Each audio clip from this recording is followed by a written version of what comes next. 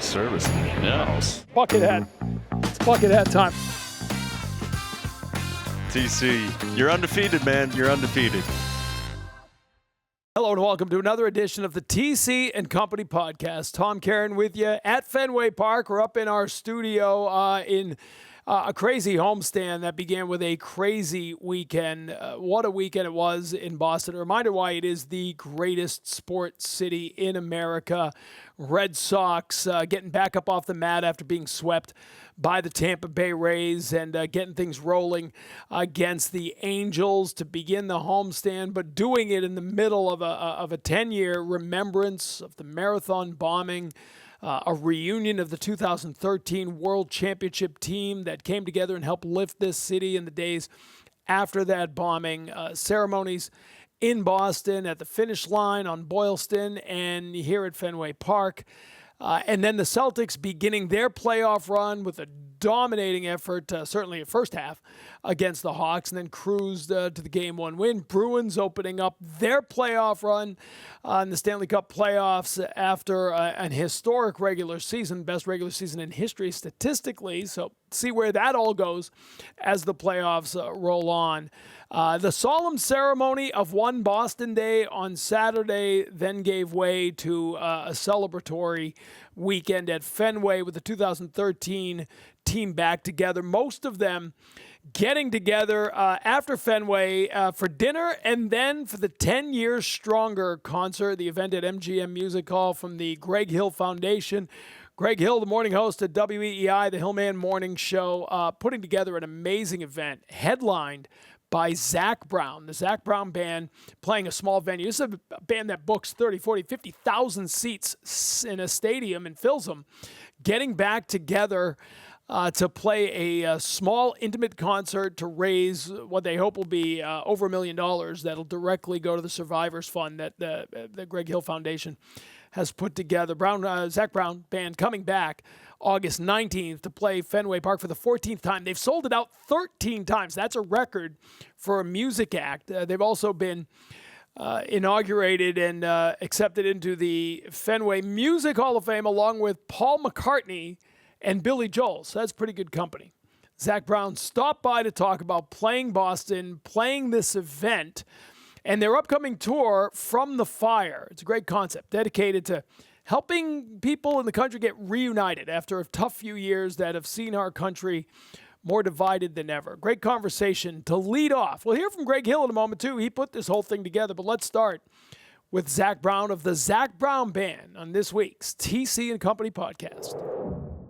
Listen, you play a lot of big arenas, a lot of stadium shows. You're coming in tonight for a very small, intimate thing, which means a lot of people to us in Boston, a lot of people here in Boston. Talk a little about coming up for this event tonight and what it means to you and the band. Yeah, we're excited to be here. At Fenway again. Always, this is my favorite place to play. So we love the city. We love to get in to come in and.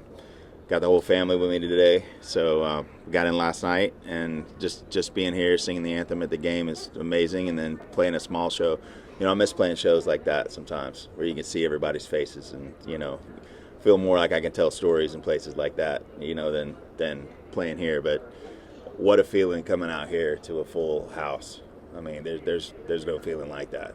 You're coming back in August, 13 straight sellouts here at Fenway Park, which is the record here. You ever think a Southern boy would come up here and suddenly feel at home as you do in Boston? Yeah, it's wild, man. I don't know what it is, but I feel at home here for sure. I look forward to it every time that we get to come back and do it. And so we're always trying to change the show up. So we give them a different presentation of whatever it is, different encores, different things every time it comes. So we've been working on that. Got some rehearsals coming up for the tour this year. And stoked. August 19th, we'll be back. I've probably seen 8 or 9 of your 13 shows here, okay? And if you haven't seen them, they are amazing shows because you do always mix it up. So what do we got in store for this tour? What's new? Yeah, well, we can't tell you that. But take us into the creative process a little bit, because you've been doing this for so long, you and the band. How do you keep it fresh? How do you do that year after year? Yeah, we spend a week together or two, depending on the year and what we're working on, coming up with new covers to do, different arrangements of our songs that everyone kind of would expect to hear us play. But I love the curveballs. I love trying to play things that no one would ever expect us to play, and trying to pull those off.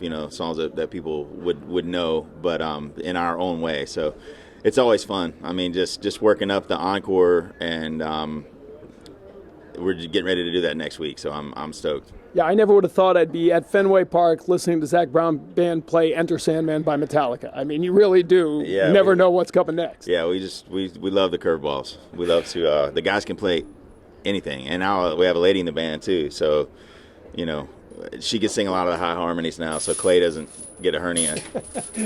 Paul McCartney, Billy Joel, Zac Brown. That's the Music Hall of Fame here at Fenway Park. How cool is that? Yeah, that we're in the same sentence as them is an honor for us. So yeah, we're stoked to be part of that, to be recognized with it. But love Paul McCartney, love Billy Joel. They're obviously huge influences on us. So just being in the same company as them is an honor. Couple last things. Baseball in general. You guys seem to resonate with baseball crowds. You come to these stadiums, and it feels almost like a ballpark night. It doesn't feel like a stadium night, right? Yeah, and the baseball stadiums, it's big, and you can fit 40,000 people in, but it doesn't feel big, and the sound is still good. Football stadiums are really challenging because it's a big bowl, so the sound does not sound good. You have to have like 5 arrays of sound. So these are as big as you can play where it still feels somewhat intimate. But walking out here at front of the Green Monster is like, it's a dream. I mean, these are definitely my favorite shows. Of anywhere that we play, Fenway is my favorite. You still cook? I do. You still whip it up backstage? Yeah, we don't do the eat and greets anymore. Right. We did that for 6 years, and it's like throwing a wedding every day. And it gave some people a little too close access, so we had to filter a little bit more. But it gets a little bigger each year. None of those crowds behind the scenes. Yeah. And we'd feed 150 fans before every show and serve them food and talk to them. And we had some incidents where it's like, okay, we got to change the way we're doing our VIP a little bit. Got a show to do here. We got to get out there and get ready. The whole concept of From the Fire, which is really cool. Like, it's been a rough few years, right? I mean, the world has changed, and I love the idea of bringing people together. What is it about that concept, about using your music and your platform to try to get people together? I think music is such incredible medicine. I don't know where my life would be without, with the power of music and being able to bring everyone together and be reminded. I remember after COVID, the first show that we played, and people weren't staring at you because you were standing too close to them, and everybody's spitting on each other and spilling beer on each other, and and it feels everyone coming together. And kind of what was happening in the media and everything during that period of time too is just like trying to rip our whole country, divide our country. And so being able to play music and be a unifier for us is really important. And all the live acts that are able to come back out now, because I think so much of that was just crap. It was just horse shit. So I don't know if I can say that on here. You just did. It's good by me. Yeah, you're in the Hall of Fame. You're in the Fenway Hall of Fame. You say what you want, man. But seeing the America that I know and the people getting to come together again, and there's a lot of love, I think, amongst all of our people. And there's pockets where there's really challenging things, and I'm not trying to discredit that, but I think this is still the greatest country in the world.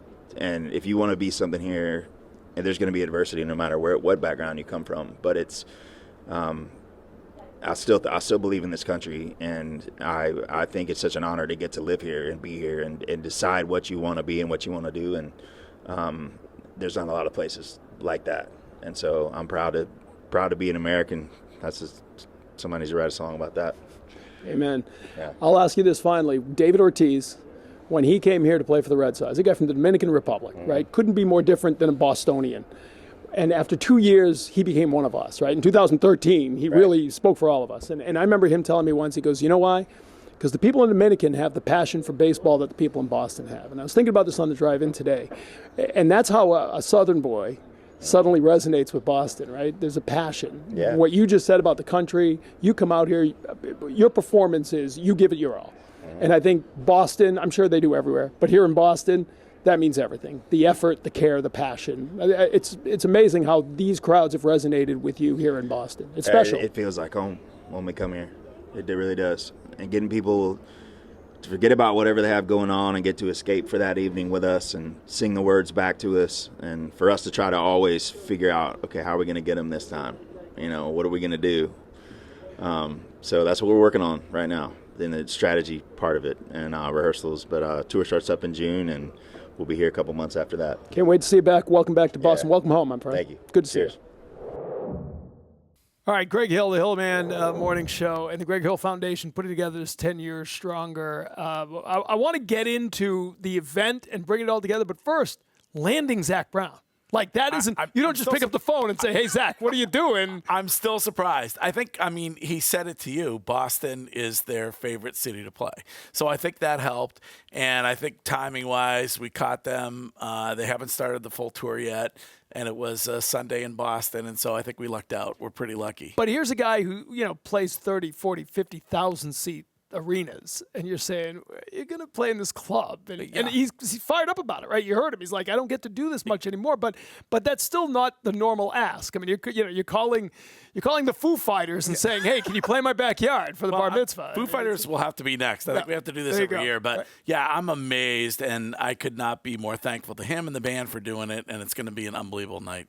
Bringing it all together, what was the inspiration, first of all? I mean, and I'll blow your horn here for a sec, because you guys have done such an amazing job with all the work with the restaurants and bars through the pandemic, and then now going back to helping people through that in 2013 and still to this day. So when did it sort of hit you? It's 10th anniversary. It's a really good time to do something like this. What do we do? You could have done a lot of things. Could have had a golf tournament. Yeah, our foundation was just 3 years old when the bombings happened, and so I think for us, it was a moment that none of us will ever forget. It was an opportunity for us to, because the whole point of our foundation is to be able to help immediately, zero red tape, and get money to those who need it right away. And so for us, it was a moment where we were able to raise a lot of money and get it to people in 24, 48 hours or a week. So we've always had a special kinship with those survivors, and they have so many of them have paid it forward with our foundation and gone to events and helped us with things. And so as 10 years started to approach and we talked to them, we were looking for a way to celebrate the strength of the city. For them, I think when you talk to them, it's more about being able to say thank you to the people of this city and this region that lifted them up, and said to them, we're never not going to be there for you. That's our promise. And so we wanted to create a night that was celebration of the city and honoring the strength and the resiliency of the survivors and the first responders. What I love about the idea of One Boston Day is that's the somber day that you remember what happened, right? And I think I remember saying it 10 years ago on the air. Have they taken Patriots Day away from us, right? But by separating the 15th, the day you commemorate and have a day of remembrance, you've left Patriots Day to be the party it's always been. Yeah. Which is important. Yeah. That's our day. Yeah. And now I love that you throw this in, because this almost bridges the gap. It's a somber to an extent, but as you said, it's also celebrating the heroes we saw that day and the resiliency we saw in the days and weeks and months and years now since. Yeah, and I think to paraphrase David Ortiz, the intent to divide the city by those acts had the exact opposite effect, and it brought everybody together. And you look back, and I think the emotions that you get, the chills that you get, you see how almost everybody who was hurt that day has turned that awful day into a positive, created their own charitable organizations, mentored other people. All of that stuff was the exact opposite effect of, I think, the intent. So it's the stories are amazing. Ryan Dempster was the starting pitcher on that Marathon Monday. He's running for the Lindsay Lou Foundation now, right? Everybody finding ways to reconnect. But having this team here this weekend, listen, I mean, you talk about real world stuff on the show sometimes. Sometimes. Probably more than people would like. The sports people would like. More than we do, because we just come on after games. But the point is, like, we in sports, we over dramatize what a team does for a city. Okay, you win a championship, you go duck boats, great. Get on with your life. It was fun. Yeah. That team, that was real.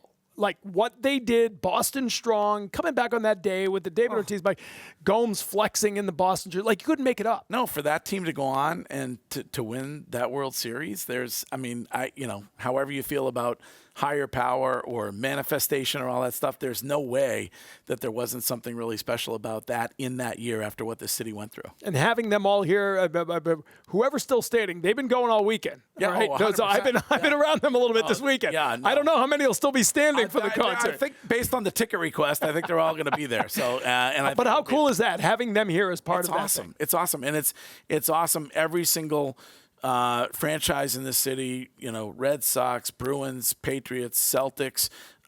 Immediately when we announced we were doing this, wanted to find out how they can get involved. Wick Grossbeck's band, which is called French Lick, is opening up tonight. Actually, Zac Brown is doing an acoustic set, and then French Lick plays. So when we had Wick on the show on Friday, I asked him if he was more nervous about Game 1 of the playoffs or opening up for Zac Brown, and he said, actually, Zach's opening for them because they're going on after Zach. Right. So this city has. I'm hoping that we're gonna be able to net $1 million out of this event tonight, and it's for our Marathon Survivors Fund, and we want to fund that in perpetuity, so we're there for everybody forever.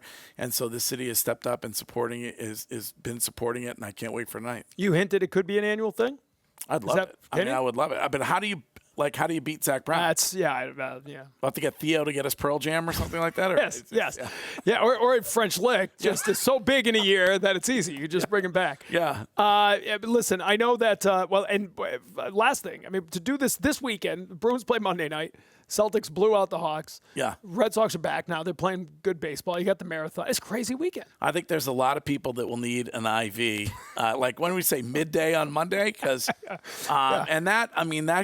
think about Marathon Monday, Sox, the marathon, 10 years, and then the Bruins that night. And my guess would be that the national anthem on Monday night at the Garden will probably sound very similar to the night that it sounded like 10 years ago. Right, everybody jumping and singing. Congrats, and Thanks, thank man. you. Great stuff. Thanks for having us. Thanks for your coming help. by. Yeah, absolutely. Were you nervous interviewing Zach, or? I was. Isn't that weird? Like I went fanboy because I do. I've seen him probably 8 times here at Fenway. Right? 'Cause it's just a great show. Yeah. And you know how it is. I'm sure there's certain guys, certain celebrities. You've talked to them all, but there's certain ones you kind of, especially when I could talk to Wayne Gretzky tomorrow. Wouldn't mean anything. Yeah, it depends on if the person makes the interview easy to do. Like for instance, Bill Belichick. But other than that, I would say I don't. Do you get nervous talking to Bill Belichick? Still, I know there's nothing that's gonna happen, and there's no point. I'm trying to figure out how long till he's gonna get angry. But you know how it is. Like when you're around these guys, and he's a great dude. He was chill. Yeah. But he's surrounded by a million people. And Yeah. so I'm waiting. He's walking over. Okay, here we go. Nope. They walk by me because he wants to go get a picture at home plate. Oh, yeah. And then here goes. You guys were talking about it. They have sold out Fenway Park 13 times. Unbelievable. It's amazing. And we'll have 3,000 people see him tonight. That's incredible. That's what's cool about this. That's good. Yeah, it's really All cool. right, thanks for having me. Appreciate it. Greg Hill with us. That's it for the TC and Company podcast. We'll see you again next week. Thanks for listening.